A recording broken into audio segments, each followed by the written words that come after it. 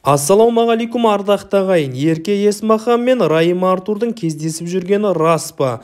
Бүкіл Қазақстан шулап жатқан жаңалық туралы кішігірім ақпарат болсын. Жас әнші қиындықта қасында болған сүйіктісін Ерке Есмахан үшін тастап кетті дейді.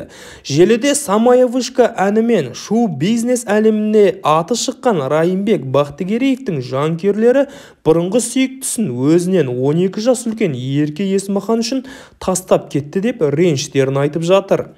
Райым деген лақап-атпен танылған әншінің соңғы кездері Ерке Есмаханмен көңіл қосқаны туралы ақпарат тарады. Екеуінің Еуропаға бірге барғаны айтылуда.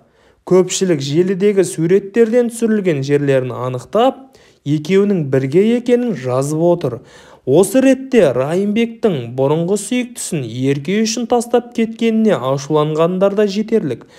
Райымның таза ештеңесі жоқ, кезінде қасында болып еді. Көтеріліп кеткен соң бағаламағаны дұрыс емес. Әйел жоқшылықта, еркек тоқшылықта білінеді. Райымды тыңдағым келмей қалды. Мына Ерке дуалап алды ма? Ерке қазақтың Пугачевасы болып тұр деген пікірлер де бар. Ал Ерке Есмахан әзірге бұл ақпаратқа қатысты ешқандай әңгіме айтқан жоқ. Көтерілсе қазақ көтерілсін. Қазақ баласының YouTube арнасына тіркеліп лайк басып, өз ойыңызбен комментарий бөлімінде бөлісуді ұмытпаңыздар.